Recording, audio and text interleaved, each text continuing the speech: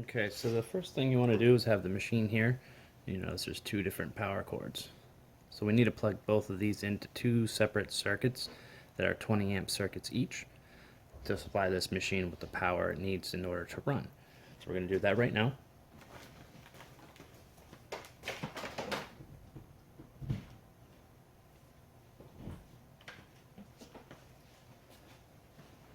Okay, now that the machine has been plugged in, I'm going to turn this switch here to the first setting, and you'll see this light will turn on and light up. And now the machine is going to pull water into the boiler, and that's what the pump sound is going to, is what you're hearing right now. I'm just going to add some more water to it, just to make sure we have it. And this machine obviously already had some water in it because it shut itself off. The boiler is empty. It'll run for a couple minutes, you know, 3 minutes, 4 minutes or so.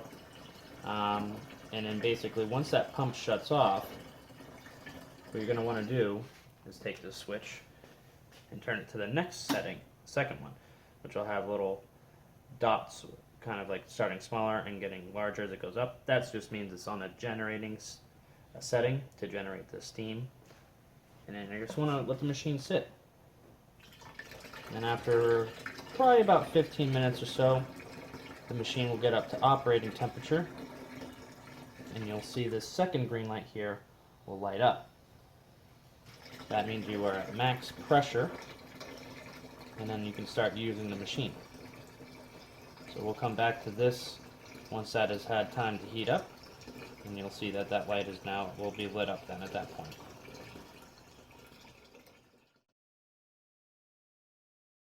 Okay, so it's been about 12 to 13 minutes since we turned this machine on, and the green light just came on. So this is the power light. This just means when you turn it to this first setting, this will light up saying you have power.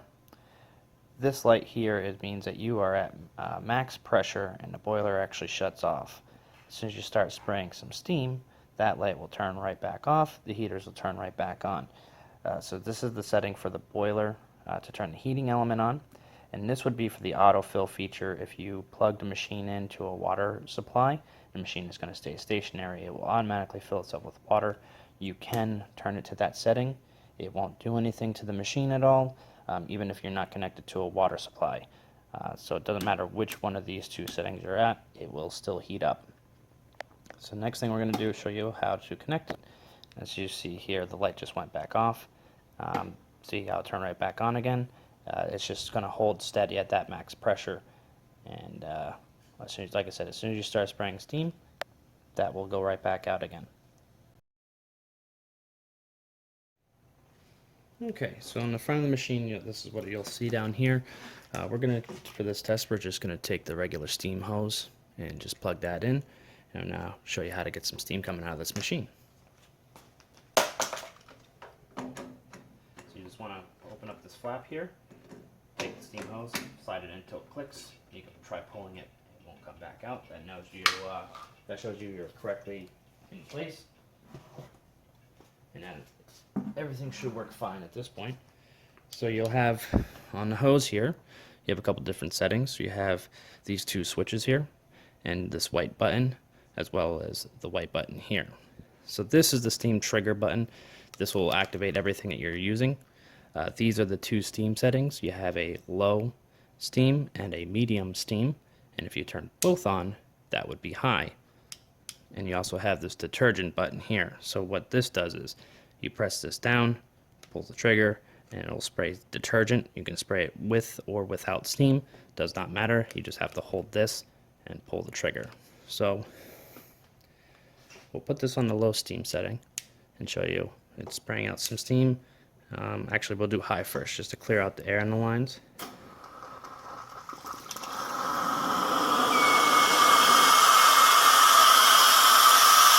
we got plenty of steam coming out there. So here's the low steam setting. It's kind of hard to see. And then you have medium. It's a little bit more powerful. And then you have high.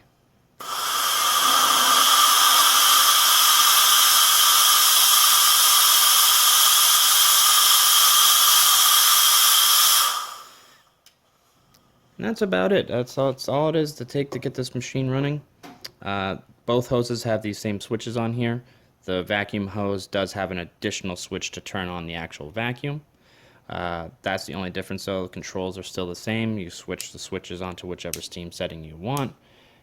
You can spray detergent with or without the steam from both hoses. And like I said, the vacuum hose just has an extra vacuum switch to turn the vacuum on. But that's how you get this machine started. It's pretty straightforward. Make sure there's water in the machine, and make sure that the machine's plugged into 2 different outlets, and that are also on 2 different circuits, and they must be 20 amp circuits in order for the machine to work, or else it will trip the breakers and you'll have to find another 20 amp breaker in order to run the machine on.